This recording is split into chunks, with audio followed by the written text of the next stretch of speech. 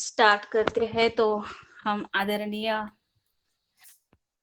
बहन अपर्णा जी राणा वाराणसी उत्तर प्रदेश से है और आज वो हमें मानसिक तनाव के प्रकार और प्रबंधन पर विशेष मार्गदर्शन देने वाली है।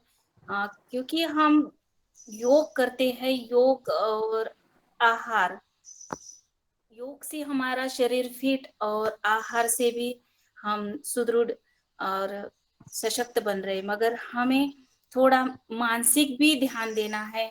तो मानसिक के ऊपर हमें आज उद्बोधन देने के लिए, मार्गदर्शन देने के लिए हमारी बहन अपर्णा जी इस योगाहार मंच में आ रहे हैं। तो मैं उनको सादर आमंत्रित करती हूँ जी। ओम नमस्कार अपर्णा जी।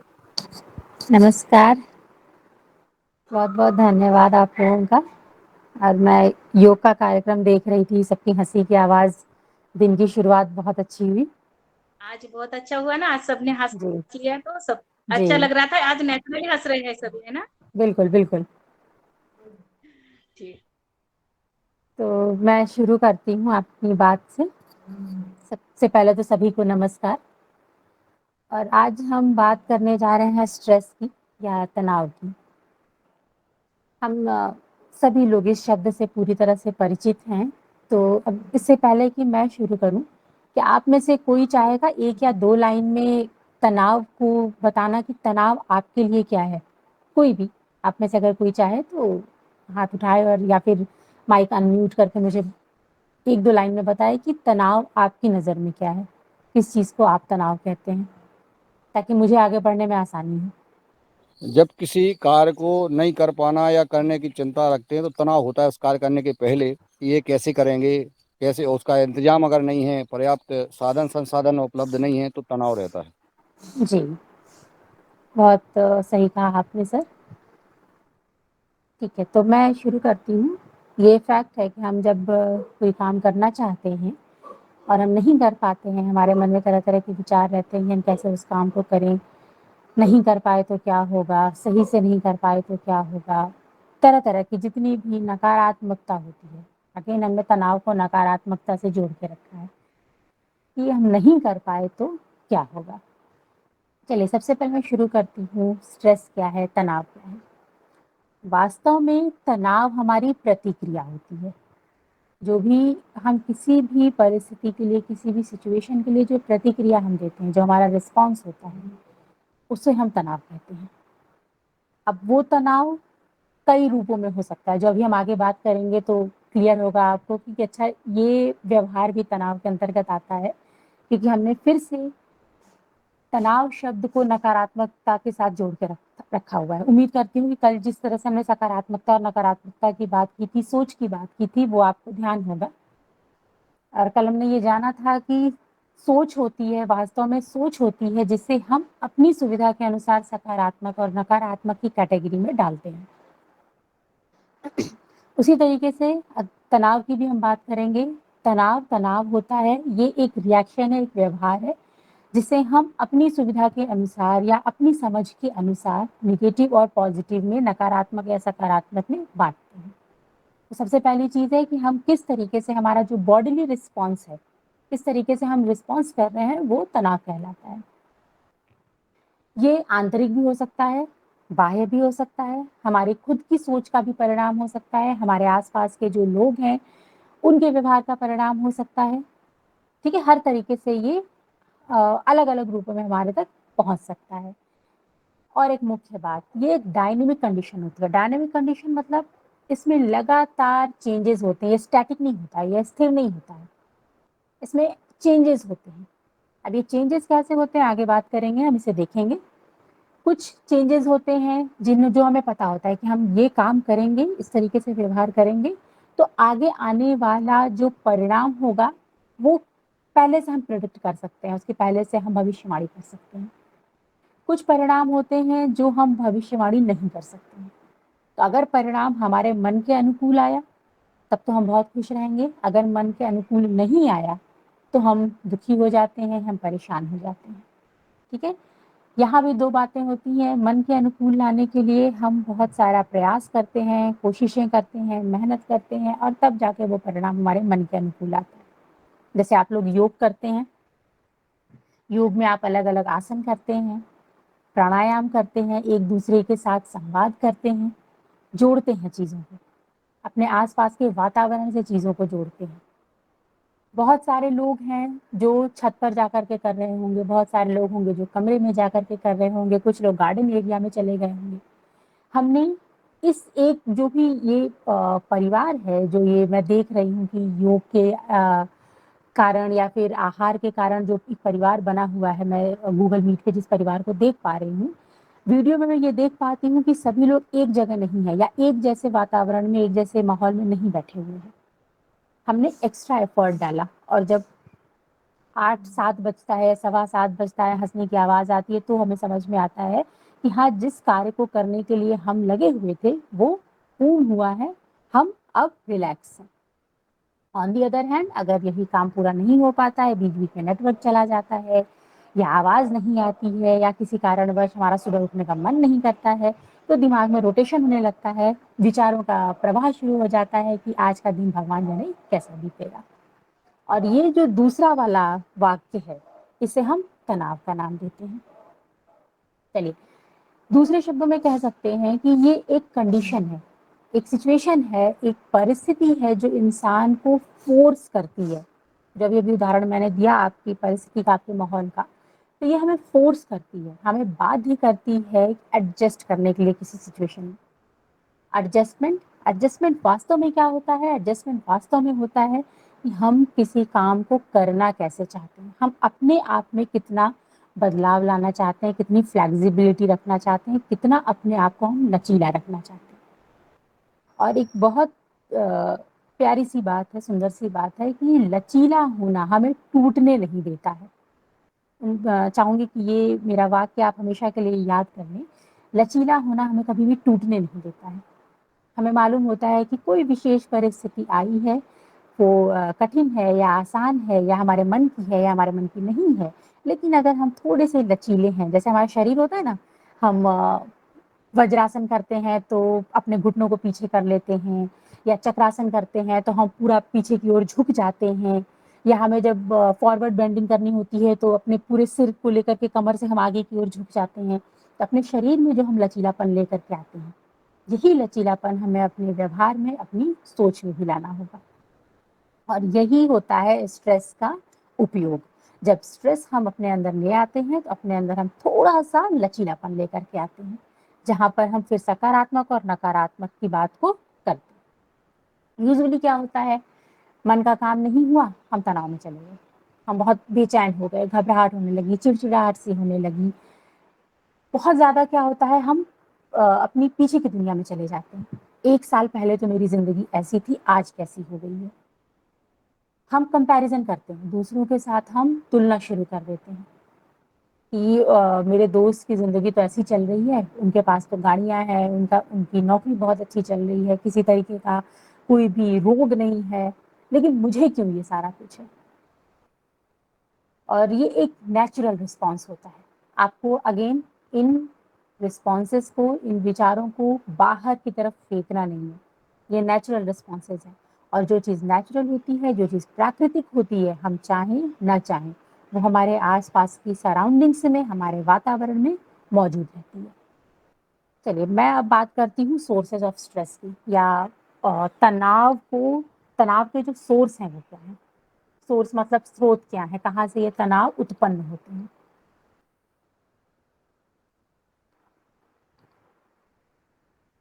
मानसिक, हमारा मन किस तरीके से, हमारी सोच है, जो भी हम बातें कर रहे हैं वो बातें कर रहे हैं क्योंकि कुछ विचार हमारे अंदर आ रहे हैं।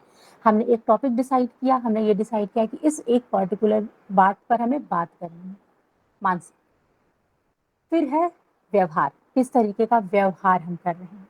जैसे अभी मैंने बताया कि किसी भी परिस्थिति पर हम किस तरीके से रिस्पॉन्स दे रहे हैं, वास्तव में ये तनाव होता है। तो उस परिस्थिति पर हमारे व्यवहार का करने का तरीका, हमारे रिस्पॉन्स करने का तरीका निर्धारित करेगा कि आगे जाकर के हमारी जो मानसिक शांति है वो भंग होती है या इंटैक्ट रहती है। जैसे एक उदाहरण देके आपको समझाती हूँ, और मैं बहुत घरेलू उदाहरण लूँगी, मैं कोई भी किताबों की बात नहीं करूँगी, कोई भी थ्योरी की बात नहीं करूँगी, मैं बहुत ऐसी बातें करूँगी जो हम दिनचर्या में महसूस करते हैं। आपके घर में कोई छोटे बच्चे होंगे, हम सभी के घर में छोटे बच्चे होते हैं और वो खाना नहीं खा रहे हैं। छोटा-सा बच्चा है, खाना नहीं खा रहा है, हमने उसे टेबल पे बैठाया, खाने की प्लेट दी, पर वो खाना नहीं खा रहा है। एक ही परिवार में कई पीढ़ी रहती है, 3 पीढ़ी तो कम से कम रहती ही है। आज की न्यूट्रल समाज में भी हो गया है, बट महीने, 2 महीने, 4 महीने तो हम सब साथ में आ ही जाते हैं। अब वो बच्चा निश्चित रूप से किससे जुड़ा होगा? अपने ग्रैंड पेरेंट्स से। ग्रैंड चिल्ड्रन और ग्रैंड पेरेंट्स बेस्ट फ्रेंड्स कहे जाते हैं। उन्हें मालूम होता है कि कुछ भी होगा, हमारे ग्रैंड पेरेंट्स हमें बचाएँगे, हमारे फ़ेवर में बोलेंगे। अब वो खाना लेकर के बैठे हैं, अब वो टेबल पे चढ़ रहे हैं, वो चेयर से कूद रहे हैं, उन्हें उसी वक़्त खेलना है, बस खाना नहीं खाना है, किसी भी रूप में खाना नहीं खाना है। पेरेंट्स की चिंता क्या है कि अगर ये बच्चा खाएगा नहीं, तो इसके शरीर में पोषक तत्व जाएँगे कैसे? और पोषक तत्व हमारे शरीर के अंदर जाएँ, उसका सबसे आसान तरीका होता है आहार। आप ये आहार पे बात करते हैं, आप ये बात जानते हैं कि आहार का हमारे जीवन में क्या रोल है, कितना महत्वपूर्ण होता है। हरी सब्जियाँ खाना, फल खाना, ये कितना ज़रूरी होता है। अब वो छोटा-सा बच्चा हमारे पेशेंस का हर एक आउंस टेस्ट करेगा। अपने ग्रैंड पेरेंट्स की शय पाया हुआ है, वो कुछ बोलेंगे नहीं। पेरेंट्स की नाराज़गी है, क्योंकि बच्चा खा नहीं रहा है। अब हम प्रतिक्रिया कैसे दे रहे हैं? ये तो सिचुएशन हो गई, ये तो माहौल हो गया जो लगभग हर घर की कहानी है। बच्चे कभी एक जगह बैठ के नहीं खाते। ग्रैंड पेरेंट्स का कहना है कि छोड़ दो, वो खाएगा। पेरेंट्स का कहना है कि वो नहीं खा रहा है, सुबह से कुछ नहीं खाया है, उसके शरीर को कुछ लगेगा नहीं, और शुरू हो गया तनाव का माहौल। होगा क्या? पेरेंट्स नाराज़ होंगे, ग्रैंड पेरेंट्स उससे ज़्यादा नाराज़ होंगे, बच्चे को कोई फ़र्क नहीं पड़ा, बच्चे को कोई फ़र्क नहीं पड़ा। उद्देश्य हमारा क्या था? हमने उसे खाना खिलाना था, हमने खिला दिया। ठीक है? पनीर की सब्ज़ी बना दी, दूध बना दिया, बच्चों को आजकल चीज़ बहुत पसंद आता है, चीज़ का पराठा बना के खिला दिया, कुछ भी खिला दिया। लेकिन उस एक पर्टिकुलर क्षण में 2 पीढ़ियों के बीच में आपस में तनाव उत्पन्न हुआ, और वो तनाव क्या था? वो तनाव था हमारा रिस्पॉन्स। हमने किस तरीके से प्रतिक्रिया दी। वो सिचुएशन तनाव नहीं थी, बच्चे का खाना न खाना तनाव नहीं था, ग्रैंड पेरेंट्स का उसे सपोर्ट करना या सपोर्ट करना तनाव नहीं था, या पेरेंट्स का नाराज होना या नाराज न होना तनाव नहीं था। तनाव वास्तव में क्या था? हमारी प्रतिक्रिया। जब वहां पर डिबेट शुरू हो गया, जब वहां पर 2 पीढ़ियों के बीच में कटु संवाद शुरू हो गया, प्रतिक्रिया करना हमारा तनाव है। उम्मीद करती हूँ ये बात आप समझे होंगे। बहुत बारीक सी रेखा है, जिस रेखा तक हम पहुंच नहीं पाते हैं। थ्योरीज कुछ जानते हैं, उन थ्योरीज के आधार पर हम अपनी हर चीजों को डिसाइड कर लेते हैं। चलिए आगे बढ़ते हैं। प्रतिक्रिया हो गई, कुछ कटु संवाद हो गए, कुछ गर्मा गर्मी हो गई, और उसके बाद आगे की प्रतिक्रियाएं शुरू हो गई। अब पेरेंट्स की अपनी नाराजगी है, वो चले गए अपने रूम में अपने काम पे। ग्रैंड पेरेंट्स की अपनी नाराजगी है, वो चले गए अपने रूम में अपने काम पे। 1 दिन बीता, 2 दिन बीता, 3 दिन बीता, 3 दिन संवादहीनता रही उस परिवार में। समझ रहे हैं? 3 दिन संवादहीनता रही उस परिवार में। तो वास्तव में वो सिचुएशन संवादहीनता की जो थी, वो तनाव था। हमने कैसे प्रतिक्रिया दी? शायद हम बैठ के बात कर लेते, शायद हम एक दूसरे को समझने का प्रयास कर लेते, तो वहां पर 3 दिन की शांति घर में नहीं छाती। तो वास्तव में बच्चा नहीं खा रहा था, कोई बड़ी बात नहीं थी। पेरेंट्स को गुस्सा आया, कोई बड़ी बात नहीं थी। ग्रैंड पेरेंट्स को और ज्यादा गुस्सा आया, वास्तव में ये कोई बड़ी बात नहीं थी। बड़ी बात तब हुई जब हमने अपने आप को सर्वश्रेष्ठ मान लिया कि मुझे पता है कि बच्चे को पाला कैसे जाता है, तुम्हें नहीं पता है। ये एक लाइन, ये एक प्रतिक्रिया माहौल को तनाव की दिशा में लेके गई। तो ध्यान रखिए इस चीज को, हमारी प्रतिक्रिया वास्तव में तनाव होती है। दूसरी तरफ, आज हमें अपनी जॉब में हाइक मिली, इंक्रीमेंट में हाइक मिली। कल तक मेरी सैलरी 60,000 प्रति महीना थी, अब मेरी सैलरी 70,000 प्रति महीना हो गई। 10,000 का इंक्रीमेंट मिल गया मुझे। लेकिन मेरे दोस्त को मिल गया 25,000 का इंक्रीमेंट। उसकी पोस्ट अलग रही होगी, ठीक है, अब डिपेंड करता है कि मैं अपने दोस्त को और मेरा दोस्त मुझे किस तरीके से फेस करते हैं, किस तरीके से हम एक दूसरे से संवाद करते हैं। अगर उसे 25,000 मिल रहा है तो निश्चित रूप से वो मेरा घर चलाने नहीं आ रहा है, या मुझे अगर 10,000 मिल रहा है तो वो मुझसे पैसे मांगने नहीं जा रहा है। ठीक है, अब मैंने क्या किया, मैं अपने 10,000 की खुशी मनाने के लिए घर जाते वक्त आइसक्रीम के 2 बड़े-बड़े टब खरीद के ले गई। घर में अलग-अलग सदस्यों को जो-जो पसंद है खाने का वो लेकर के गई। बच्चे हैं तो उनके लिए खिलौने लेकर के गई। ये मैंने किया और घर आकर के मैंने सूचना दी कि मेरी सैलरी में 10,000 का इंक्रीमेंट हो गया है।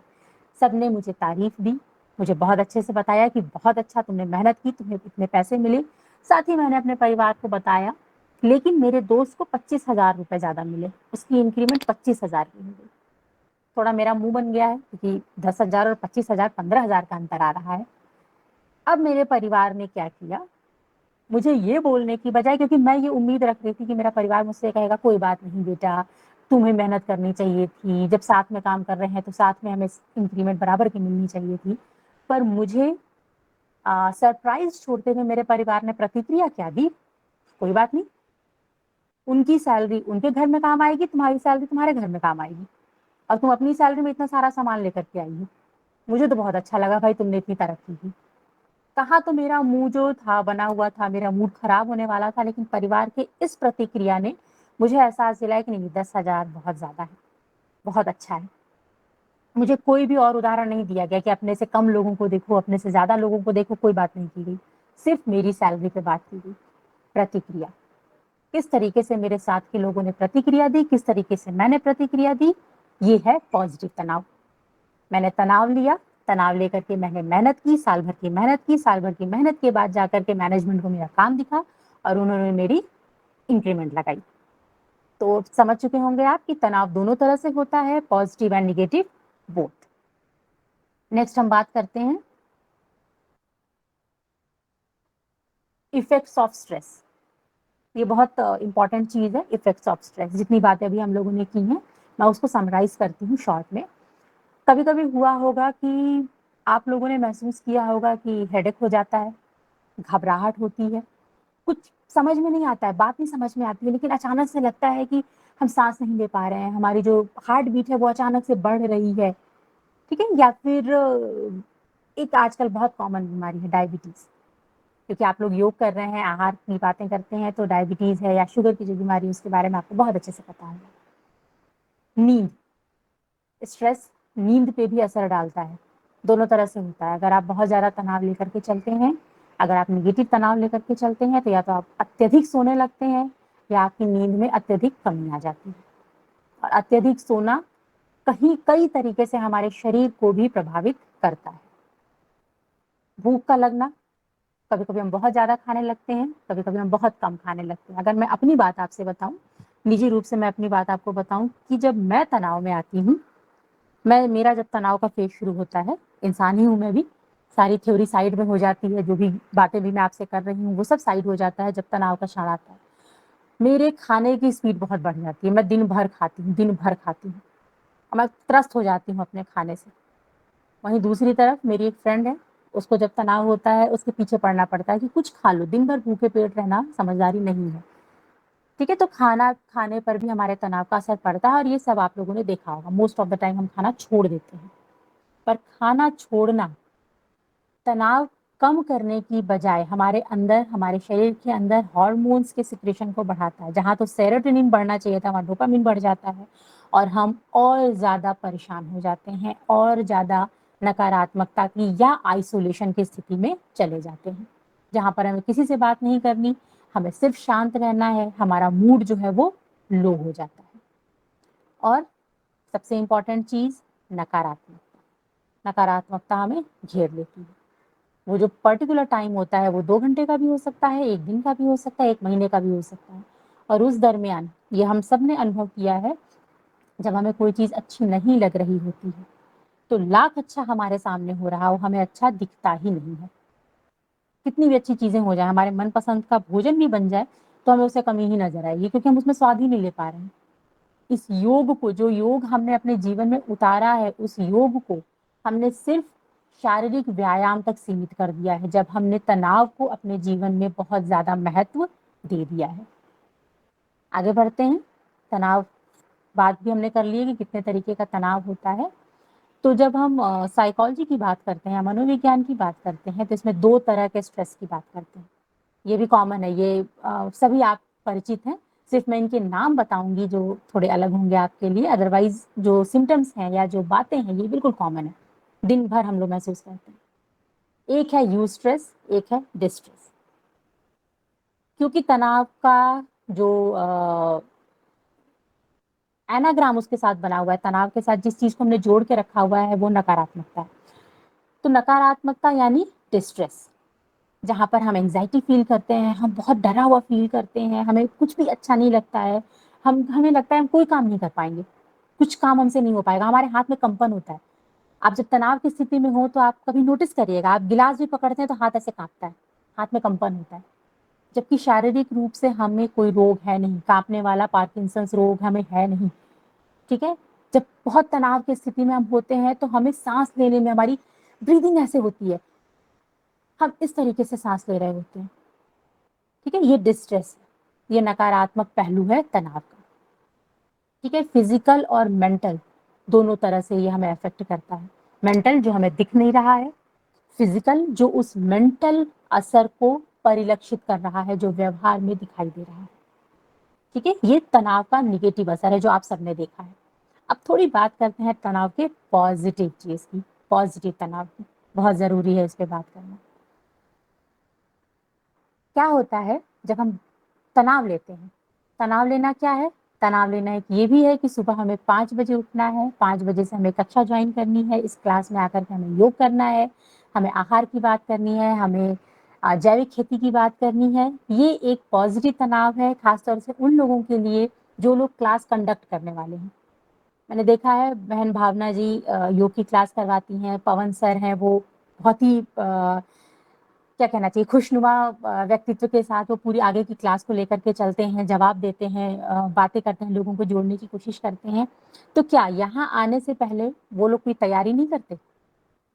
आपके साथ जुड़ने से पहले भाई दिनेश जी हैं, इतने सारे लोगों को उन्होंने जोड़ा है, बहन रंजना जी हैं, इतने सारे लोगों को इन लोगों ने जोड़ा है। तो क्या ये यूं ही जुड़ गए हैं? ऐसे ही नहीं जुड़े हैं। अलग अलग प्रांत से, अलग अलग जगह से लोगों को जोड़ना, नए नए लोगों से बात करना, वहां पर एक तनाव होता है कि हम किस तरीके से बात करेंगे कि नए लोग हमसे जुड़ें, ठीक है। और उस वक्त हम अपने शब्दों को चुनते हैं, वो ऐसे शब्द होते हैं जो हमारे जो एम है, जो हमारा लक्ष्य है, जिसके लिए हमने ये ग्रुप बनाया है, उस लक्ष्य को पूरी तरीके से लोगों तक पहुंचा सकें, अपनी बात को पूरी तरीके से पहुंचा सकें। और ये है पॉजिटिव तनाव, जहाँ पर हम प्रयास कर रहे हैं कि हमारी बात पूरी तरीके से दूसरों तक पहुंचे, हमारा जो लक्ष्य है, जो हमारा उद्देश्य है, वो पूरा हो सके। ये होता है पॉजिटिव तनाव। जब ये होता है तो हमारे शरीर के अंदर अलग अलग केमिकल्स हैं, ऑक्सीटोसिन है, सेरोटोनिन है, इनकी मात्रा बढ़ती है, इनका सिक्रीशन ज्यादा होता है और हम नेचुरली पॉजिटिव और अच्छा और खुश महसूस करते हैं। मैं ऑक्सीटोसिन का आपको एक उदाहरण देती हूँ, क्योंकि आप खेती की बात कर रहे हैं, जैविक आहार की बात कर रहे हैं, तो काफ़ी छोटी थी मैं मुझे लग रहा है शायद मैं 11th या 12th में रही होंगी, या शायद 9-10 में, याद नहीं है मुझे, पर विद्यार्थी जीवन था ये याद है। हमारे एरिया में, हमारे कॉलोनी में सब्जी वाला आता था और वो लौकी की सब्जी लाता था, लौकी की सब्जी लाता था। तो मम्मी ने एक दिन लौकी की सब्जी बनाई और उसे बहुत देर तक आँच पे रखा, लेकिन वो गली ही नहीं। काफ़ी देर तक उसको आँच पे रखा, देखने में लगा कि वो गल गई है, पर हम जब खाने बैठे तो वो कच्ची-कच्ची सी थी। खैर लगा कि चलो ठीक है, कभी-कभी हो जाता है ऐसा। 2-3 बार और ऐसा हुआ और फिर उसके बाद अगर मेरे घर में हो रहा है तो निश्चित रूप से और जगहों पे भी हो रहा होगा। फिर इस पे रिसर्च शुरू हुई, तो ये पाया गया कि उस पर्टिकुलर टाइम में जो कुछ किसान थे वो ऑक्सीटोसिन का इंजेक्शन यूज़ कर रहे थे। जो फल था, जो लौकी या कद्दू, जो भी आप उसको नाम देते हो, उसका फल, उसमें वो इंजेक्शन लगा देते थे ताकि वो फल 1 या 2 दिन में मैक्सिमम बड़ा हो जाए, उसकी साइज बढ़ जाए और वो बेचने लायक हो जाए, और वो बीमारियों का घर बन रहा था। तो ऑक्सीटोसिन आप खुद सोचिए, जब एक फल को वो बड़ा कर दे रहा है, उसके अंदर वो इतनी सारी चीजें ला दे रहा है, तो वो ऑक्सीटोसिन हमें किस हद तक प्रभावित करता होगा? हमारे अंदर भी वो बहुत सारी चीज़ें लेके आता होगा, भावनाओं का बहुत सारा एलिवेशन लेके आता होगा जिन्हें हमें काबू रखना होता होगा। कई बार खुशी में भी हम बहुत सारे काम ऐसे कर जाते हैं जिसके लिए हमें बाद में अफ़सोस होता है। तो बेसिकली हमें ध्यान ये रखना होता है कि किस तरीके से हम अपने व्यवहार को, जो हमारा रिएक्शन है, उसको कंट्रोल में रखें। बात होती है, अब बात करते हैं परसेप्शन की, हमारे देखने के तरीके की, हमारे नज़रिए की। हमारे गुरुजी हैं जहाँ से हम लोगों ने अपनी एमए की डिग्री हासिल की है, श्री राम शर्मा आचार्य जी, उनका कोटेशन है, उन्होंने एक बात कही थी कि नज़र बदलो, नज़ारे अपने आप बदल जाएँगे। और हम सब इससे सहमत होंगे। मुझे ऐसा लगता है कि हम सब इससे सहमत होंगे कि नज़र बदलो, नज़ारे अपने आप बदल जाएँगे। वही बारिश है जो कुछ लोगों को खुशियाँ देती है, वही बारिश है जिसमें कुछ लोग भीगना नहीं चाहते हैं। वही ड्राइंग है जो कुछ लोगों को बहुत अच्छी लगती है, वही ड्राइंग है जो कुछ लोग करना पसंद नहीं करते हैं। वही घुटने का दर्द है जिसको लेकर के कुछ लोग टहलने जाते हैं, और वही घुटने का दर्द है जिसके लेकर के लोग घर में भी टहलना पसंद नहीं करते हैं। यही योग है, यही योगासन्स हैं जो कुछ लोगों को शारीरिक रूप से बहुत फिट कर दे रहा है। कुछ लोगों के लिए हाँ चलो ठीक है, बस एक एक्सरसाइज है, सुबह उठ के कर ले रहे हैं, बहुत हो गया। डिपेंड करता है हम किस तरीके से उसको देख रहे हैं, हमने किस तरीके का नज़ारा बना करके रखा है, अपना नज़रिया किस तरीके का बना के रखा है। साथ ही अगर हम दूसरों को बार-बार ये बता रहे हैं कि नहीं देखो, योग करने से मेरे घुटने में आराम हुआ है, तुम भी ट्राई करके देखो। हफ्ते दिन, 10 दिन, 1 महीना वो इंसान नकारात्मकता के साथ आएगा। खास तौर से अगर हम उसको ये बताएँगे ना कि नहीं योग करने से घुटना ठीक हो जाता है, वो कभी हमारी बात नहीं सुनेगा, कभी नहीं सुनेगा। तो अगर आपको किसी को समझाना है ना, तो बहुत ज़्यादा पॉज़िटिव शब्दों का इस्तेमाल मत करिए।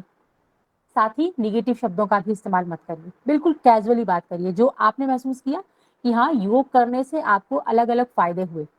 आप बस मोटिवेट करिए कि चलो तुम भी योग करो। आपने ये देखा कि हाँ, मैंने अपने भोजन में हरी सब्जियों को जगह दी। अब हरी सब्जियाँ खाना कहीं न कहीं हम सब जानते हैं कि वो हमारे शरीर को पॉज़िटिव प्रभाव देता है, सकारात्मक प्रभाव देता है। लेकिन अगर हम किसी को ये बताएँगे ना, उस इंसान को जिसने हरी सब्जियों को महत्व देना बंद कर दिया है, वो कभी नहीं मानेगा। सिर्फ तनाव होगा, रिएक्शन। अब डिपेंड करता है कि हम किस तरीके से शब्दों का चयन करते हैं कि उस इंसान को हम ये भी ना कहें कि भाई हरी सब्ज़ी पोषक होती है, बहुत ज़्यादा अच्छा होता है खाना उसे। बिना ये बोले हम किस तरीके से उसको अपने साथ बैठा करके या उसके परिवार वालों को मोटिवेट करके हरी सब्जियाँ उसके डाइट में शामिल कर देते हैं। डिपेंड करता है हमारा शब्दों का चयन, हमारे व्यवहार का चयन। और व्यवहार का चयन बहुत ज़्यादा मायने रखता है। तो समझ में आ गया होगा आपको कि यूज स्ट्रेस क्या है, डिस्ट्रेस क्या है। यूज स्ट्रेस पॉजिटिविटी की ओर लेकर के जाता है, हमें प्रोत्साहित रखता है, अंदर से प्रोत्साहित रखता है। ये यूज स्ट्रेस है जो रोज सुबह उठा करके आपको इस योग की क्लास में ले आता है, ये आपका यूज स्ट्रेस है। ठीक है, तो यूज स्ट्रेस बहुत अच्छी चीज है, बेहतरीन चीज है, तो इसका प्रैक्टिस आप करते रहिए। नेक्स्ट आता है मैनेजमेंट।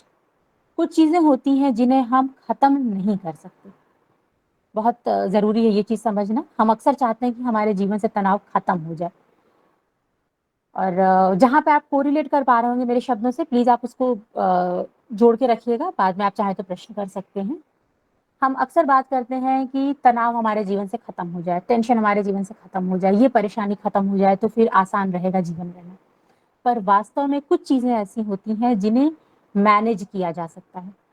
कल एक उदाहरण लिया था हमने कि अगर उंगली में चोट लग गई है तो उसे हम निकाल के रख नहीं देंगे अलमारी में, हम उसी के साथ चलेंगे। ठीक है, हम मैनेज करेंगे। तो स्ट्रेस को मैनेज किया जा सकता है, खत्म नहीं किया जा सकता। किस तरीके की हमारी प्रतिक्रिया है वो मैनेज होगी, खत्म नहीं होगा तनाव। किसी भी सूरत में तनाव जीवन से खत्म नहीं हो सकता है। क्या कर सकते हैं हम? समय का प्रबंधन कर सकते हैं, टाइम मैनेजमेंट कर सकते हैं, जो अलग-अलग लोगों के लिए अलग-अलग हो सकता है। ये बिल्कुल ज़रूरी नहीं है कि अगर आपके परिवार में कोई 4 बजे भोर में उठता है, तो आपको भी 4 बजे भोर में ही उठना है। ये आपको डिस्ट्रेस की तरफ लेके जाएगा। बात ये है कि अगर आपकी सुबह 6 बजे होती है, तो 6 बजे से लेकर के आपने अपने दिन को आगे कैसे बढ़ाया? बात ये है। बात ये नहीं है कि 4 बजे उठते तो हम क्या करते? 6 बजे उठने के बाद अगर 4 बजे उठने का आप टेंशन लेके बैठेंगे या ये सोचेंगे कि 4 बजे उठते तो कुछ और ही होता, तो आपने अपने जो जगे हुए समय में से 4 से 6 के बीच में सोचा, वो 2 घंटा आपने व्यर्थ कर दिया। ठीक है, तो करना हमें क्या है कि हम जब से हमारी आँख खुल रही है, कहते हैं ना जब जागो तभी सवेरा। ये सिर्फ एक लाइन कहने के लिए नहीं है, एक कहावत कहने के लिए नहीं है, ये वास्तविकता है कि अगर हमारी सुबह 6 बजे हुई, तो 6 बजे से अपने दिन को हम आगे लेके कैसे गए? किस तरीके से हमने अपने समय को व्यवस्थित किया, प्रबंधित किया, अपनी प्रायोरिटीज को डिसाइड किया, प्राथमिकताओं को डिसाइड किया। ठीक है, हमारी प्राथमिकता क्या है? अगर मेरी प्राथमिकता सुबह-सुबह उठ के पेंटिंग करनी है, तो मैं पेंटिंग करूँगी क्योंकि वो मुझे खुशी दे रहा है। हाँ, मैं साथ में ये ध्यान रखूँगी कि उस पेंटिंग करने के चक्कर में जो घर के बाकी काम है, खाना बनाना है, घर के लोगों को भोजन देना है, फिर मुझे अपने स्कूल जाना है, वो काम गड़बड़ ना हो। अगर मेरी खुशी है कि मैं सुबह-सुबह उठ कर के बच्चों के साथ खेलने पार्क में जाऊँ, मैं वो काम करूँगी, 15 मिनट ही करूँगी, लेकिन मैं करूँगी, क्योंकि वो मुझे पूरे दिन तरोताज़ा रखेगा। एक्सेप्टेंस, आप किस तरीके से चीज़ों को एक्सेप्ट कर रहे हैं, किस तरीके से अपनी परिस्थितियों को आप एक्सेप्ट कर रहे हैं। एक्सेप्ट करने का ये अर्थ नहीं है कि हमने परिस्थितियों के आगे हार मान ली है। एक्सेप्ट करने का मतलब ये है कि हम उस परिस्थिति की बारीकी को समझ रहे हैं, उसको बारीकी से समझ रहे हैं और ये देख रहे हैं कि किस तरीके से हम क्या एक्स्ट्रा करें कि हमारी वो परिस्थिति सकारात्मक रूप में पूरी हो जाए या संभली रहे। शेयरिंग, शेयर करना चाहिए हमें अपनी बातें अपने दोस्तों के साथ, उन लोगों के साथ शेयर करनी चाहिए जिनके साथ हम कंफर्टेबल फील करते हैं, जिनके साथ हमें पता है कि हमारी बातें कॉन्फिडेंशियल रहेंगी या हमें एक अच्छा और पॉजिटिव रिस्पॉन्स मिलेगा। नींद और आहार बहुत ज़रूरी है। योगाहार की जब हम बात करते हैं तो उसमें नींद को बहुत ज़्यादा महत्व दिया गया है। शरीर जब थका हुआ नहीं होता है, जब उसको पूरा आराम मिलता है, तब वो मन को भी स्वस्थ रखता है और जब मन और शरीर स्वस्थ होते हैं तो बाकी के काम ऑटोमेटिकली सही होते हैं। कम ज़्यादा हो सकते हैं लेकिन सही होते हैं। हाँ, एक तरीका अच्छा हो सकता है, जो कुछ लोगों के लिए बहुत कारगर हो सकता है, डायरी मेंटेन करना। अगर आपको लिखने का शौक है तो आप डायरी मेंटेन कर सकते हैं। डिसाइड आप कर लीजिए कब आप करना चाहते हैं, कैसे करना चाहते हैं। गोल आप डिसाइड करिए, बहुत ही अनरियलिस्टिक गोल अगर हम सेट कर लेते हैं। अनरियलिस्टिक गोल मतलब कुछ दूसरों का देखा-देखी अगर हमने डिसाइड कर लिया कि मुझे भी अपनी ज़िंदगी में ये चाहिए, तो वहाँ पे प्रॉब्लम क्रिएट होती है। तो आप रियलिस्टिक गोल बनाइए जो आप पूरा कर सकें, जिसमें आप अपनी सकारात्मकता को डाल सकें, आप फाइनेंशियल अपनी मौद्रिक स्थिति को, अपनी आर्थिक स्थिति को देख कर के उस काम में हाथ डाल सकें या अपना आप जिस चीज़ में पढ़ने में अच्छे हैं, आप किसी कला में अच्छे हैं, आप उस कला में अपना गोल सेट करिए। ये सारे कुछ तरीके हैं, जिनके द्वारा हम अपने स्ट्रेस को मैनेज कर सकते हैं। तो आप उम्मीद है कि आज की बात आप तक पहुँचा पाई हूँ मैं। इन्हीं के साथ अपनी वाणी को विराम देती हूँ और अगर कोई प्रश्न है तो प्लीज़ आप कर सकते हैं। धन्यवाद।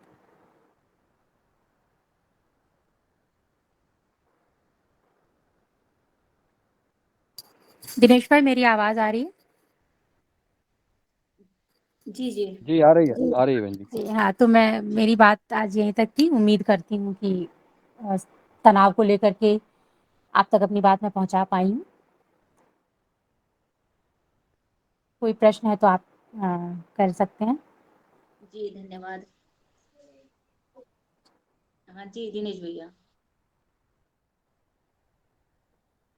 हाँ जी, आदरणीय किन्हीं सदस्यों का कोई प्रश्न हो तो स्वागत है। और अच्छा, दूसरा ये कि जैसे आपने शुरुआत में बताया कि जो एक पारिवारिक व्यवहार है, जी, जी। पारिवारिक व्यवहार में 3 पीढ़ियाँ हैं जी, और ये अक्सर सामान्य बात रहती है कि इस तरह से तनाव हो सकता है। जी, तो पहल कैसे की जाए ताकि ताकि मेरी जो दोनों पीढ़ियाँ हैं, उसमें जी। बैलेंस रह सके? जी। जी, ये एक बहुत मुख्य बात होती है क्योंकि मैंने जैसे कहा कि ग्रैंड पेरेंट्स और ग्रैंड चिल्ड्रन ये बेस्ट फ्रेंड्स होते हैं और इनके बीच में कोई भी तीसरा बोलता है तो वो पसंद नहीं आता है, ठीक है? और होता क्या है कि देखिए हम 3 पीढ़ियाँ साथ में रह रहे हैं या 2 ही पीढ़ियाँ अगर साथ में रह रहे हैं तो पीढ़ियों का अंतर मायने रखता है। मेरी परवरिश किस माहौल में हुई है, वो अलग रही है। एक उदाहरण देके आपको समझाती हूँ मैं, क्योंकि मैं टीचर भी हूँ और जिस तरीके से हमने अपने समय में पढ़ाई की है, जो चीज़ें हमने अपने समय में पढ़ी हैं, आज की डेट में वो प्रैक्टिकली इम्प्लीकेबल नहीं है। पहले के समय में जब क्लास में हम जाते थे तो टीचर ही सब कुछ होते थे। टीचर ही सब कुछ होते थे। अगर बच्चे की कंप्लेंट घर पहुंच गई तो पेरेंट्स कभी भी स्कूल में नहीं आते थे ये पूछने के लिए कि आपने मेरे बच्चे को कुछ बोला कैसे। ठीक है, पीढ़ियों का अंतर समझने की कोशिश करिएगा। पेरेंट्स कभी भी नहीं आते थे। मेरे साथ खुद भी ऐसा हुआ है, 1-2 बार मेरे पेरेंट्स तक मेरी कंप्लेंट गई है और कभी मेरे पेरेंट्स टीचर से ये पूछने नहीं आए कि आपने मेरे बच्चे को ऐसे कैसे बोला। लेकिन एक टीचर होने के नाते मैंने कई बार ये स्थिति फेस की है। अगर मैंने किसी बच्चे को डांटा है या काम न पूरा करने के लिए कुछ बोला है तो या तो पेरेंट्स का फोन मेरे पास आया है। क्यों? क्योंकि बच्चों आज की शिक्षा जो पद्धति हो गई है वो हो गई है स्टूडेंट सेंटर। हम बच्चे को कुछ नहीं कह सकते। ठीक है, परिवेश का अंतर पड़ गया है। मेरी परवरिश जैसे हुई मुझे ये पता था कि गुरु सब कुछ है। अगर उन्होंने मार दिया, उन्होंने डांट दिया तो वो माता पिता के ही बराबर हैं, हम उन्हें कुछ नहीं जवाब देंगे। लेकिन आज के बच्चे जो उन्हें पता है कि हमारे पास ढेर सारे लॉज हैं, ढेर सारे रूल्स हैं, सरकार हमारे साथ है। ठीक है, घर में भी यही हो रहा है। घर में सरकार कौन है? Grand parents. बच्चों को ये बात पता है कि ग्रैंड पेरेंट्स सबसे बड़े हैं, पेरेंट्स की भी उनके आगे नहीं चलेगी। करना क्या है? कई बारी क्योंकि मैं जो बात बोलूंगी वो आपको लगेगा आइडियल है, बस थ्योरेटिकल है। अगर हम ये कहते हैं कि ग्रैंड पेरेंट्स थोड़ी समझदारी दिखाएं और थोड़ा शांत रहें, पॉसिबल नहीं है क्योंकि हर ग्रैंड पेरेंट्स ऐसे नहीं होते। कुछ ग्रैंड पेरेंट्स गुस्सैल भी होते हैं, वो प्रतिक्रिया भी करते हैं, वो चुप हो जाते हैं। ठीक है, तो बेहतर तो ये है कि अगर बच्चा, जैसे खाने का उदाहरण हमने दिया, अगर वो नहीं खा रहा है, ठीक है, उसकी थाली उसके सामने रखी है, तो कुछ दिनों के लिए हम उसे ये समझाना बंद करें कि तुम्हारा खाना जरूरी है।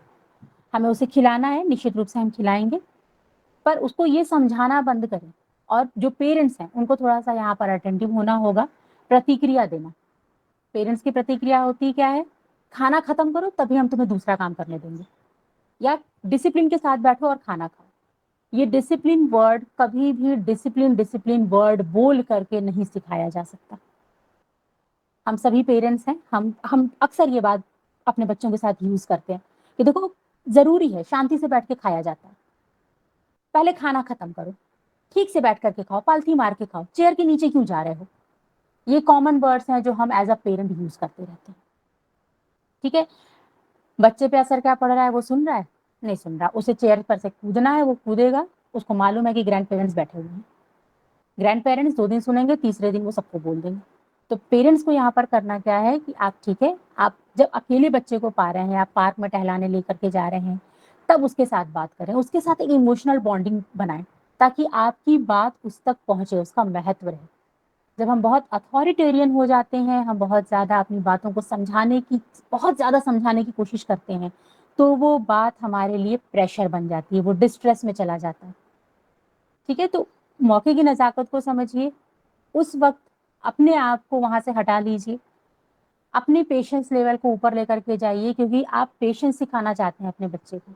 खुद इम्पेशेंट होकर के आप बच्चे को पेशेंस नहीं सिखा सकते। और जहाँ तक घर में सबसे बड़े सदस्य की बात है, तो उन्हें हम सिखा नहीं सकते, हम उन्हें कुछ बोल नहीं सकते। ना हमारे संस्कार अलाउ करेंगे, ना परिवेश अलाउ करेगा, कुछ भी अलाउ नहीं करेगा। तो हमें यहाँ पर अपने पेशेंस लेवल को थोड़ा सा ऊपर रखना होगा। जी दिनेश भाई। जी जी, बहुत ही सुंदर। अच्छा, एक एक प्रश्न मेरे ख्याल से लगभग कॉमन सा बन गया है कि जी आज जैसे जो युवा हैं या जो बच्चे थोड़ा अपने बचपन से थोड़ा आगे बढ़ रहे हैं, एडल्ट जी की जी दिशा में जा रहे हैं, जी जो मोबाइल यूज बहुत बढ़ गया है उनमें। जी और जब बहुत सारी जगह से शिकायत सुनने को मिलती है कि इनसे मोबाइल हम कैसे छुड़ाएं या वो मोबाइल देखना कैसे कम करें, क्योंकि उन्होंने जी मोबाइल में भी जिंदगी जब्त कर दी है। तो जी ऐसे बच्चों को कैसे हम आ, सकारात्मक कर सकते हैं? जी देखिए यहाँ पर एक मैं बहुत तीखी सी बात करूंगी, अभी भी हमारे हाथ में मोबाइल है। ठीक है, सुबह-सुबह हमारे हाथ में मोबाइल है, इसी मोबाइल पर ही हमने योग किया, इसी मोबाइल पर हमने योगाहार की बात की है, इसी मोबाइल पर हमने तनाव की बात की है, ठीक है? खुद के हाथ में लेकर के हम बच्चे से कह रहे हैं बेटा मोबाइल मत यूज़ करो, पॉसिबल है? नहीं पॉसिबल है। प्लस ये जो कोरोना काल आया है, उसने मोबाइल को हमारी सांसों जितना इम्पोर्टेंट कर दिया है। बिना मोबाइल के तो ना हमारा होमवर्क हो रहा है, ना बिना मोबाइल के तो हमारा कोई काम हो रहा है, ठीक है? हाँ, कर हम ये सकते हैं, देखिए बहुत छोटे अगर बच्चे हैं, जैसे देखती हूँ मैं भी, एक टीचर होने के नाते मुझे मालूम है कि बच्चों तक मोबाइल पहुँच कैसे रहा है, तो मैं आपको बिल्कुल प्रैक्टिकल चीज़ें बताऊँगी। होमवर्क हम देते हैं, हमने डायरी में लिखवाया बच्चों को होमवर्क, फिर उसके बाद हम क्या करते हैं, क्योंकि पेरेंट्स की डिमांड रहती है कि मैम अगर आप लोग ग्रुप में होमवर्क भेज देंगे, तो हमारे लिए आसान हो जाएगा, ठीक है? हमने मोबाइल उठाया, होमवर्क टाइप किया, डेट डाली, सब कुछ किया और ग्रुप में भेज दिया। हमारी भी सुविधा हो गई। अब जब हम ही होमवर्क ग्रुप में भेज रहे हैं, तो बच्चा मोबाइल कैसे नहीं छुएगा, आप बताइए? दूसरी चीज़ कर ये सकते हैं कि अपने मोबाइल को आप थोड़ा प्रोटेक्टिव करिए। बहुत सारी चीज़ें हैं, जैसे साइबर सिक्योरिटी की हम बात करते हैं, तो ज़्यादातर परेशानियाँ आ रही हैं बच्चे जब ऑनलाइन होते हैं। ऑफलाइन होने में उतनी परेशानी नहीं है, अगर वो पढ़ाई कर रहे हैं या पीडीएफ देख रहे हैं या पढ़ाई से संबंधित कोई वीडियो देख रहे हैं, वो प्रॉब्लम नहीं है। प्रॉब्लम एक्चुअली आ रही है ऑनलाइन होने में, जब वो तरह-तरह के खेल या जो ऑनलाइन गेमिंग होती है, उससे प्रभावित हो रहे हैं, ठीक है? आपने घर में अच्छी चीज़ें सिखाई, ध्यान दीजिएगा इस चीज़ पे, सिर्फ मोबाइल ही नहीं है यहाँ पर। आपने घर में अच्छी चीज़ें बताई, लेकिन बच्चे की अपनी एक कम्युनिटी है। जब वो ग्राउंड में जा रहा है, वो अपने जैसे 10 बच्चों से मिल रहा है और 10 बच्चे अलग-अलग उम्र के हैं, अलग-अलग माहौल से आ रहे हैं, अलग-अलग सोच के साथ आ रहे हैं। कुछ बच्चे उसमें बहुत एडवांस हैं, कुछ बच्चे बहुत स्मार्ट हैं, कुछ बच्चों में लीडरशिप की क्वालिटी है, कुछ बच्चे बहुत शांत रहते हैं। ये सारे बच्चे मेरी और आपकी तरह ही मीटिंग करते हैं। जो मीटिंग हम और आप यहाँ कर रहे हैं, ये छोटे बच्चे भी करते हैं और वहाँ से उनको पता चलता है कि अरे पबजी भी एक गेम है, अरे एक एवेंजर भी एक गेम है, जिनका नाम मुझे नहीं पता। ठीक है, तो ये सारी चीज़ें उनको रियल इंसानों से पता चल रही हैं और तब आकर के वो घर में खेल रहे हैं। तो अगर अपने मोबाइल को हम प्रोटेक्ट करके रख रहे हैं, वहाँ पर हम कुछ साइट्स को, कुछ वेबसाइट्स को ब्लॉक करके रख रहे हैं, तो निश्चित रूप से बच्चा उन गेम्स तक नहीं पहुँच पाएगा। ये छोटे बच्चों के लिए है और धीरे-धीरे जैसे वो बड़ा होता चला जाएगा, निश्चित रूप से उस पे पढ़ाई का तनाव अलग आएगा, खेलने का आएगा, तो जो इस तरह की चीज़ें हैं वो कम होंगी। रही बड़े बच्चों की बात, एडोलेसेंट्स की बात, जो किशोर वय के बच्चे हैं, तो किशोर वय के बच्चे वैसे भी विद्रोही स्वभाव के कहे जाते हैं, क्योंकि वो ना तो बच्चे रह गए हैं और ना अभी वो पूरी तरह से बड़े हुए हैं। वो एक अलग ही फेज़ में हैं, वो बहुत मुश्किल दौर से अभी गुज़र रहे होते हैं। उन्हें गलत और सही के बीच में झूलना पड़ता है, जूझना पड़ता है, क्योंकि पेरेंट्स का सपोर्ट होता है, पेरेंट्स की एक्सपेक्टेशंस होती हैं, उनकी खुद की ज़िंदगी होती है, खुद का एक पीयर ग्रुप होता है, दोस्तों का एक ग्रुप होता है और वो दोस्तों का ग्रुप कितनी तरह की बातें करता है हमें नहीं पता है। तो वास्तव में वहाँ हाथ में मोबाइल नहीं है, वहाँ दोस्तों की सोच है, आवाज़ है, बातें हैं। मोबाइल तो सिर्फ़ एक ज़रिया होकर के रह गया है एक-दूसरे से कम्युनिकेट करने का। तो ज़्यादा ज़रूरी ये है कि हम बच्चों के साथ दोस्ताना व्यवहार बनाने की कोशिश करें। उनके ऊपर अथॉरिटेरियन ना हो, उनके ऊपर हम फ़ोर्स ना करें चीज़ों को, क्योंकि फ़ोर्स करना देखिए किसी को भी पसंद नहीं आता है। ठीक है? और ये सभी के साथ है, ये सिर्फ़ बच्चों के साथ नहीं है, ये हम बड़ों के साथ भी है। फ़ोर्स करना किसी को भी पसंद नहीं आता है। तो बच्चों के साथ हर उम्र वय में उनको समय देना बहुत ज़रूरी है। अगर हम उनका थोड़ा पार्क का टाइम बढ़ा दें, थोड़ी देर बैठ के टाइम टेबल फिक्स कर दें कि भाई ये जो है ये पर्टिकुलर टाइम स्क्रीन टाइम बिल्कुल नहीं होगा। चाहे मोबाइल हो, चाहे टीवी। अब वो आधा घंटा है, 15 मिनट है, ये घर के बड़े डिसाइड करें। जिन लोगों को ये लगता है कि हाँ, नहीं, इन चीज़ों से प्रॉब्लम हो रही है, वो बिना डिस्कस किए, क्योंकि आप बड़ों से डिस्कस करेंगे, वो मोबाइल नहीं छोड़ेंगे, बच्चों से डिस्कस करेंगे, वो मोबाइल नहीं छोड़ेंगे। तो आप एक रूल बुक बना दीजिए कि इस एक पर्टिकुलर टाइम पर परिवार के सदस्य साथ बैठेंगे। अब वो समय 10 मिनट का है, 20 मिनट का है, आधे घंटे का है, वो आप डिसाइड करेंगे। उस 15 मिनट में आप वो बातें धीरे-धीरे रखिए जो आप रखना चाहते हैं। ठीक है, तो एक्चुअली मोबाइल ही सब कुछ नहीं कर रहा है, कर हम इंसान ही रहे हैं। बस ये मोबाइल जो है वो कोरोना के बाद से थोड़ा-सा नाम से बदनाम हो गया है। जी। जी, दिनेश जी, भाई। अन्य प्रश्न भी मेरे ख्याल से इस पे जी, आपकी जो वार्ता रही इस पे कई प्रश्न जो हैं हमारे सदस्यों के मन में आ रहे होंगे, लेकिन आप सभी से पहले हम Patanjali organic research institute Haridwar पहुँचेंगे। आदरणीय पवन सर वहाँ पे उपस्थित हैं और उनसे निवेदन है कि इस वार्ता में शामिल होकर के आगे की दिशा दशा दीजिएगा।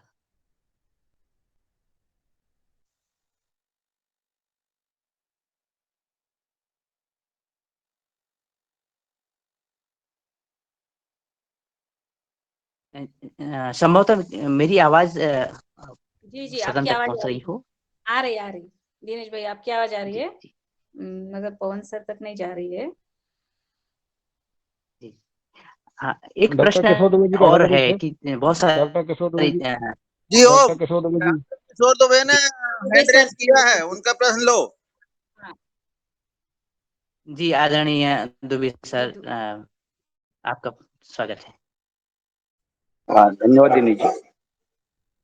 मैडम ने जो जानकारी दी बहुत अच्छी दी।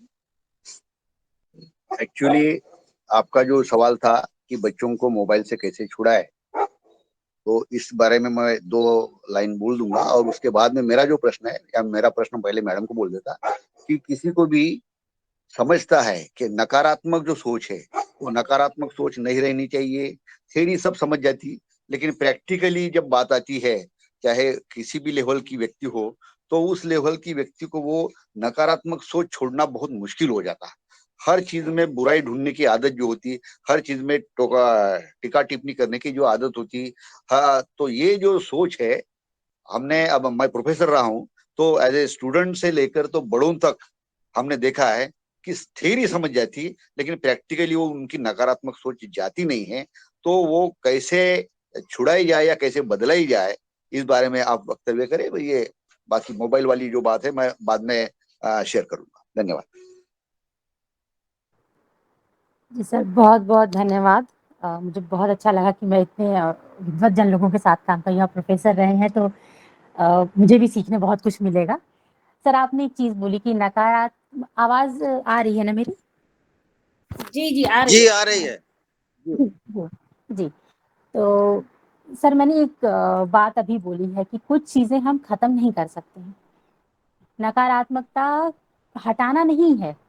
हम जब हटाने का प्रयास करते हैं ना, परेशानी वहाँ शुरू होती है। सोच की बात हो रही है यहाँ पर। सोच हमारी जो भी हम दिमाग में हमारे आता है ना, वो वास्तव में सोच होती है। अब वो नकारात्मक है या सकारात्मक है, ये कैटेगरी हम बाद में उसको देते हैं। ठीक है? प्रैक्टिकल ग्राउंड पे हम परेशान तब हो जाते हैं जब हमें लगता है कि हमें पॉजिटिव सोचना है, हमें पॉजिटिव सोचना है। हम अपने दिमाग में ये इस एक सोच को भर रहे होते हैं। ठीक है? अब पॉजिटिव सोच है क्या? कोई कोई कैटेगरी नहीं है, कोई पैरामीटर ही नहीं है, कोई वाक्य ही नहीं है कि हाँ, हम कह दें कि ये पॉजिटिव है। हमें नकारात्मकता को बाहर निकालना है। अरे मैं परेशान हो गया, मुझे नेगेटिव नहीं सोचना है। बट नेगेटिव है क्या? नेगेटिव है क्या? बस वो चीज़ जिसको सोच करके हम दुखी हो जा रहे हैं, वो नेगेटिव है, और जो चीज़ हम सोच के खुश हो जा रहे हैं, वो पॉजिटिव है। लेकिन क्या दुःख के बिना सुख चलेगा या सुख के बिना दुःख चलेगा? नहीं चलेगा। हम जब निकालने का प्रयास करते हैं ना, जब हम उसको फ़ोर्सफुली बाहर निकालने का प्रयास करते हैं, परेशानी वहाँ शुरू होती है। नकारात्मकता खत्म नहीं की जा सकती है, मैनेज की जा सकती है। कुछ भी जो हमारे सोच है, व्यवहार है, वो चीज़ें मैनेज की जा सकती हैं। जैसे जब स्ट्रेस की हम बात करते हैं, तो कुछ इमोशंस होते हैं, कुछ संवेग होते हैं जिनके साथ हम जन्म लेते हैं। ठीक है? उनके साथ हम जन्म ही लेते हैं। तो जो जिनके साथ हम जिन संवेगों के साथ, जिन इमोशंस के साथ हम जन्म ले रहे हैं, हम उन्हें खत्म नहीं कर सकते। खुश होना, उन्हें हम खत्म नहीं कर सकते हैं। अगर कोई चीज़ अच्छी होगी तो हम खुश होंगे ही होंगे। रोना, बच्चे का तो जन्म ही रोने के साथ होता है, तो रोना बुरा कैसे हुआ? अगर हम परेशान हैं, हमें कोई चीज़ अच्छी नहीं लग रही है, हम कुछ हासिल नहीं कर पा रहे हैं, हम रोने बैठ गए। रोना कमज़ोर होना नहीं होता है। ये प्रैक्टिकल चीज़ें हैं जो मैं अभी आपसे बता रही हूँ, ये प्रैक्टिकल चीज़ें हैं। कोई रो रहा है, हम पहले क्या चीज़ बोलने जाते हैं? मत रो। हाँ या ना? पहला पहला स्टेटमेंट हम यही देते हैं कि मत रो। क्यों ना रोएं? वो परेशान है, वो इंसान परेशान है, और रोना उसके तनाव को कम कर रहा है। उसके शरीर में जो जो बहुत सारी चीजें भरी हुई हैं, जिनसे वो सांस नहीं ले पा रहा है, जिनकी वजह से उनकी हार्ट बीट बढ़ी हुई है, वो खाना नहीं खा पा रहा है, रो करके वो उन चीजों को कम कर रहा है। तो रोना नेगेटिव नहीं था, लेकिन हमने रोने को नेगेटिव बना दिया। हमने जाने अनजाने अच्छा करने के चक्कर में उसको ये बता दिया कि रोना बुरी चीज है और तुम रो रहे हो तो तुम गलत कर रहे हो, तुम नकारात्मक कार्य कर रहे हो। प्रैक्टिकल प्रॉब्लम ये है। ठीक है, कोई गुस्सा है, नकारात्मक है, कोई गुस्सा है क्योंकि हमें नकारात्मक नहीं होना है, राइट। लेकिन क्या ये संभव है कि हमें अगर गुस्सा आ रहा है तो हम जाहिर ना करें? गुस्सा अगेन एक संवेग है, एक इमोशन है जिसके साथ हमने जन्म लिया है। हम बड़े लोगों की बात छोड़ते हैं, हम उस 2 दिन के, 1 महीने के, 6 महीने के बच्चे की बात करते हैं। उसे जब भूख लगती है तो वो क्या करता है? वो चिड़चिड़ाता है, वो अलग तरह की आवाजें निकालता है। 1 साल का बच्चा है, क्या हमने उसे सिखाया है गुस्सा करना? नहीं, लेकिन उसे पता है। अगर आप उसके हाथ से बॉल छीनेंगे तो उसे मालूम है कि क्या प्रतिक्रिया देनी है। तो जब वो 1 साल के बच्चे के लिए नेगेटिव नहीं है, वो प्रतिक्रिया 1 साल के बच्चे के लिए नेगेटिव नहीं है सर, तो वो मेरे या आपके लिए नेगेटिव कैसे है? क्योंकि हम बड़े होते चले गए, हमने चीजों को कैटेगरी देनी शुरू कर दी कि ये काम अच्छा है, ये काम एक्सेप्टेबल है, ये ऐसा करूंगा तो लोग मुझे अप्रिशिएट करेंगे।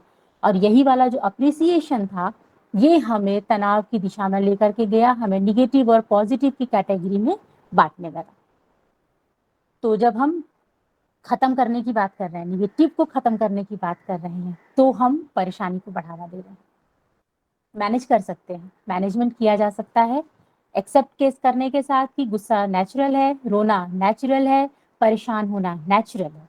और जब ये नेचुरलिटी हम ले आएंगे अपने अंदर, जब ये एक्सेप्टेंस ले आएंगे, स्ट्रेस के मैनेज कैसे किया जाए, उसमें एक पॉइंट मैंने बोला था, एक्सेप्टेंस।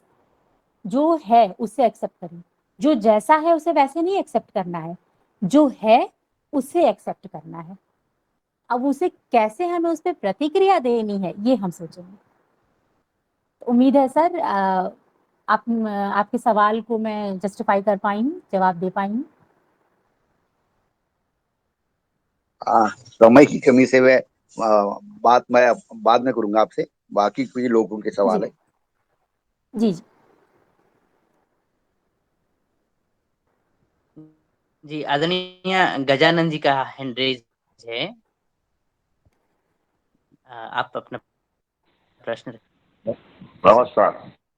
नमस्कार सर।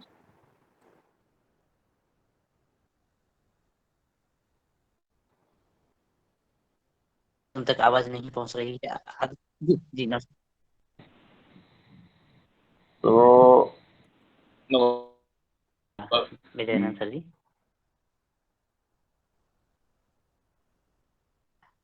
लगता है आप नेटवर्क में नहीं है आदरणीय गजानन जी। आवाज नहीं आ रही क्या? सर आवाज नहीं आ रही? आ रही है सर, पहुंच रही है। आ रही हाँ, तो अपनी कुटुंब संस्था अभी खत्म हो बीच में गई। एक शब्द आ रहा है। जी आ रही है, अब आ रही। अपना जो पहले फैमिली या परिवार रहता था, तो परिवार में दादा दादी, नाना नानी, चाचा चाची, ये सब लोग परिवार में, मतलब वो बच्चा पला बढ़ा जाता था। जी आज क्या है, आज 2x2 या 2x1 ये समस्या है उसकी। तो ये आरएसएस की एक कुटुंब प्रबोधन करके एक गतिविधि चलती है पूरे देश में। तो वो कम से कम साप्ताहिक 2-4 परिवार, जरूरी नहीं है आरएसएस के कुटुंब प्रबोधन में जाना चाहिए, पर उनकी जो गतिविधि है वो मैं बोलने जा रहा हूँ कि अपने आस पड़ोस के जो 2-3 फैमिली अगर अपन एक साथ में कहीं सप्ताह में एक बार या 2-3 बार में एक बार कभी साथ में मिल के बैठते हैं, मतलब वो लड़का भी साथ में, बच्चे भी साथ में रहेंगे और उनके माता पिता भी साथ में रहेंगे। और उसके लिए फिर कुछ तो भी, जैसे गेम हो गए या कोई पहेली हो गई या कोई कथा कथन हो गया, या उसमें का बच्चा कोई पोयम बोलता है तो उसका वो मतलब उसको क्या प्रोत्साहित करना पोयम बोलने के लिए कोई। तो ये संस्कार अभी खत्म हो गया, क्योंकि अभी बच्चों को रात को सोते टाइम अगर आपने कहानी बताई तो वो मोबाइल नहीं देखता। बच्चे अगर 4 बच्चे साथ में खेल रहे तो फिर भी वो मोबाइल नहीं देखते। तो इसलिए अपने को उनको घर के बाहर ग्राउंड पे 5-7 लोगों के समूह के साथ में उसको खिलाना ही पड़ेगा। जो वातावरण पहले अपने घर में रहता था, घर में इतने सारे परिवार ये समस्या नहीं रहती थी, क्योंकि कोई भी उठा के उसको ले जाता था, कोई भी साथ में उसमें खेलता था। घर में जो बड़े लोग रहते थे वो उसको कोई स्तोत्र पढ़ा देते, कोई पाठ पढ़ा देते। पुराने जमाने में शाम को तुलसी के सामने खड़ा करके उसको कोई राम रक्षा है ये स्तोत्र पढ़ा देते। तो आज वो माँ बाप को ही नहीं आता तो बच्चों को क्या पढ़ाएंगे? क्योंकि माँ बाप सब है पैसे कमाने के पीछे। अब माफ करना, मैं थोड़ा कठोर शब्द में बोल रहा हूँ, पैसे तो कमाना ही पड़ेगा, पर इसमें से समय निकाल के विथ 2-3 फैमिली समूह के साथ में बच्चों के साथ अपन कैसा टाइम स्पेंड करते, उसमें फिर पढ़ाई का होगा या फिर कोई स्विमिंग में जाना होगा या कोई गार्डन में जाना होगा या कोई बॉटनिकल गार्डन में जाना होगा। तो मोबाइल के पीछे आज वो उसको दिमाग को डाइवर्शन नहीं करके मोबाइल के पीछे है बच्चे। क्योंकि मेरे भी 4 नाती है, तो उनको जब अब मैं वो फ्लैट में नीचे लेके जाता हूँ बाल वाल लेके, तो वो 4 जने ऊपर आने की सोचते ही नहीं। फिर भी वो मतलब वो मोबाइल से छुटकारा उनको बात दे पाते हैं। और मेरी ऐसी ये मानना है कि जब तक के ये अपन समूह में कुछ तो भी गतिविधियां बच्चों के साथ में नहीं करते, वो गतिविधियां फिर कुछ भी हो सकती है, तब तक के वो संस्कार का भाग है। तो वो जैसा एक आध बार गौशाला में जाना, एक आध बार कोई संस्कार केंद्र होगा उसमें जाना, एक आधा कोई अच्छा स्कूल है उसमें जाना, पर वो 2 दिन कम से कम 2-3 फैमिली मिल के अगर ऐसी ये रखी, तो पुराने जमाने में आपके तरफ था या नहीं मुझे मालूम नहीं, पर पड़ोस के घर से सब्जी या खाने पीने की चीजों का आदान प्रदान होता था। आज वो चीजें नहीं है, फिर भी अपन छुट्टी के दिन कर सकते। सौभाग्यवश 5 दिन का ही अभी सप्ताह हुआ है, तो शनिवार रविवार अपन अकेले अकेले स्पेंड करने से वो अब प्रयास से ही करना पड़ेगा। क्योंकि अपने जो दोस्त रहते हैं तो दोस्त जोड़ना, कम्युनिटी जोड़ने से कम्युनिटी जुड़ेंगी। और ये अगर साथ में अगर सब चीजें होती रही समूह में साथ साथ में, तो बच्चे भी डेवलप होंगे और अपने को जो अपेक्षित उसका जो परिणाम है वो भी मिल सकता। धन्यवाद।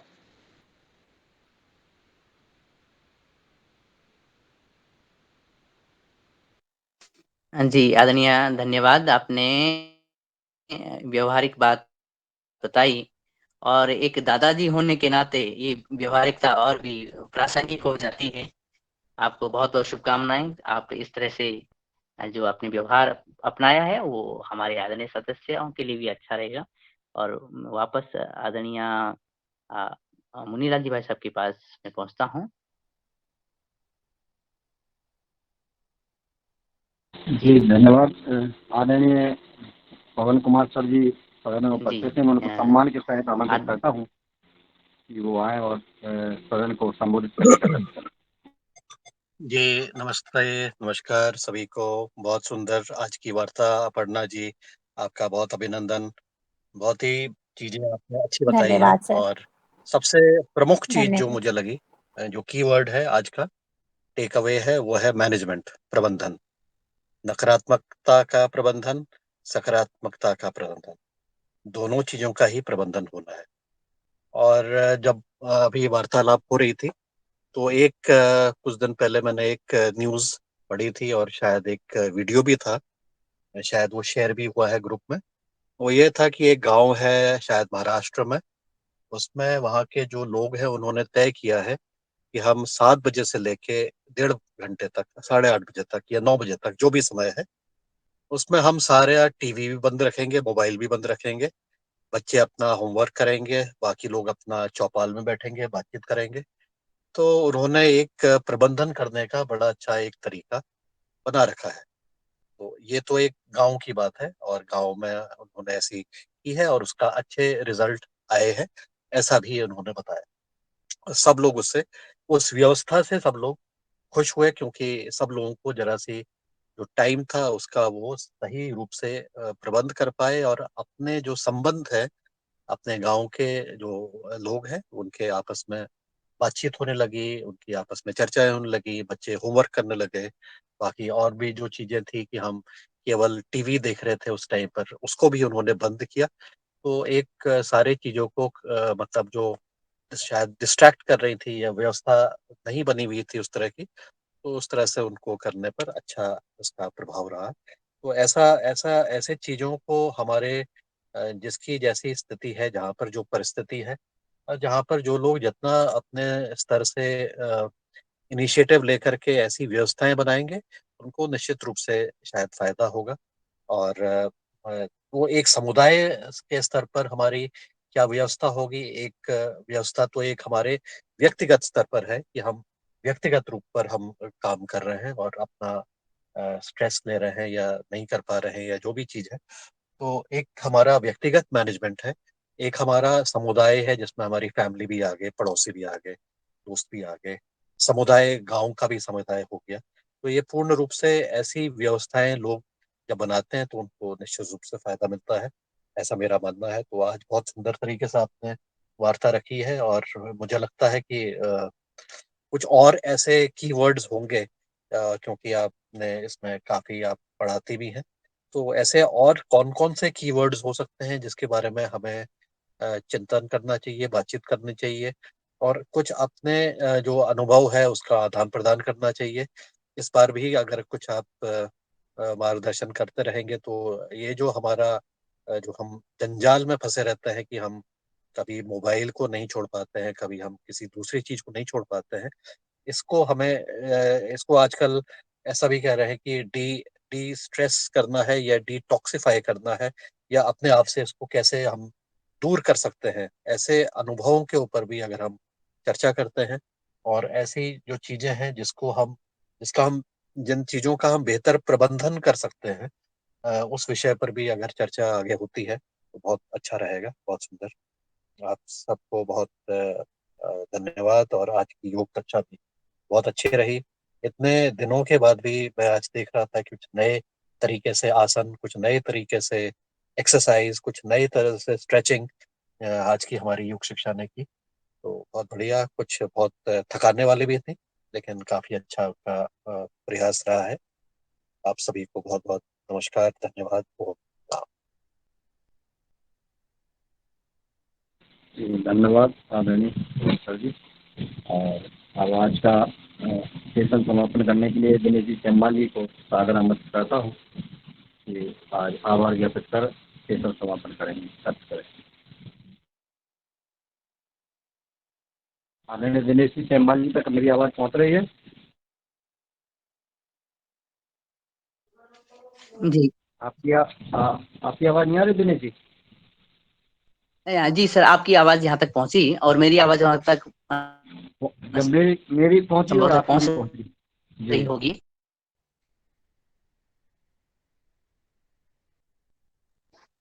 अच्छा, मेरी आवाज नहीं आ रही सर? तो आ रही है, आ रही है।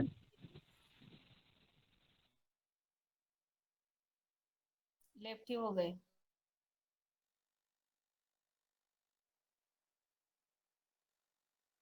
दिनेश जी लेफ्ट हो गए हैं। रंजना जी आप ही कर दे आभार ज्ञापन। आप हो गए दिनेश जी? दिनेश जी जी स्वागत आदरणीय, है। क्या मेरी आ रही है आवाज? आपकी आवाज? स्वागत है, आ रही है आपकी आवाज? जी धन्यवाद। हाँ, बड़ा अच्छा संवाद रहा और अंत में आदरणीय पहुंच जी ने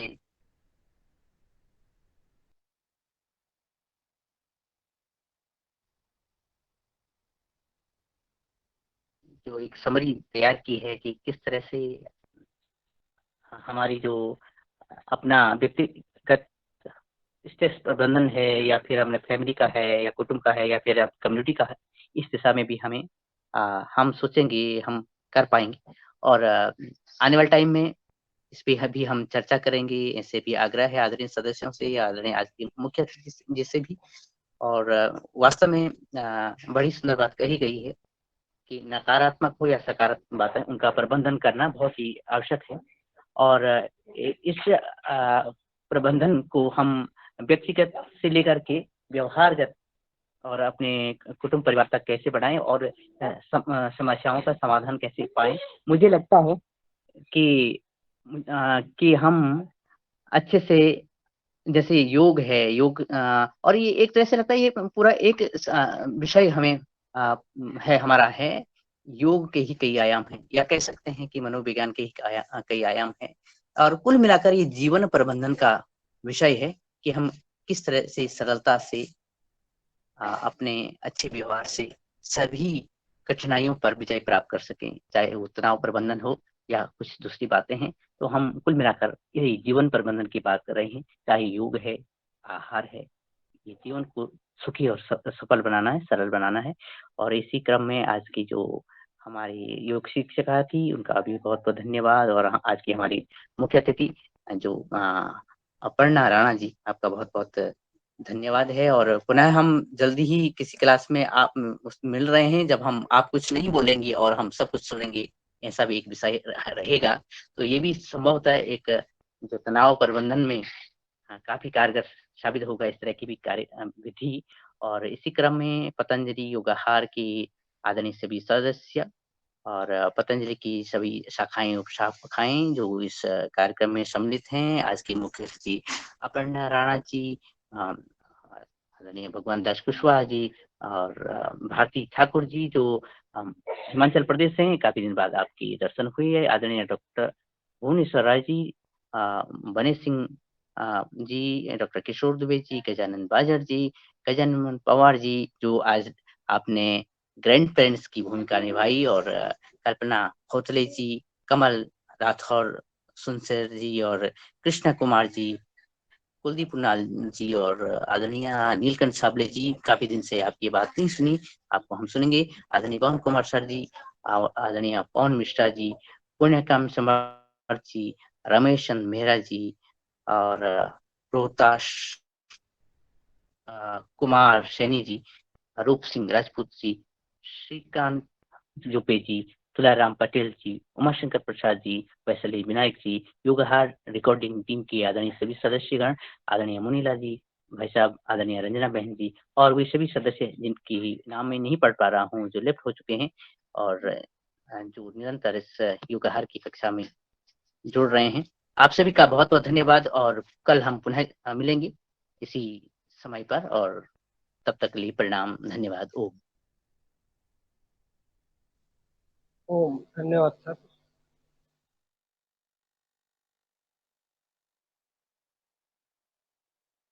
बहुत बहुत धन्यवाद आदरणीय दिनेश भैया, आपका भी। जी प्रभारी महोदय जी, आज जो अपने जो कमल राठौर नाम करके है, वो अपने पतंजलि आरोग्य केंद्र के संचालन है अब सुसनेर वाले, वो क्या? उनका कुछ इच्छा थी कि मैं भी ज्वाइन करूं, इसलिए मैंने निवेदन किया आज उन्होंने, तो वो ज्वाइन किया अभी। कमल राठौर जी जी, स्वागत है उनका। पतंजलि आरोग्य केंद्र संचालन करते हैं अपने सुसनेर में। बहुत बढ़िया, जी जी, धन्यवाद। स्वागत है कमल जी, रोज जुड़े और अपनी बात भी रख सकते हो, रहता है जो कभी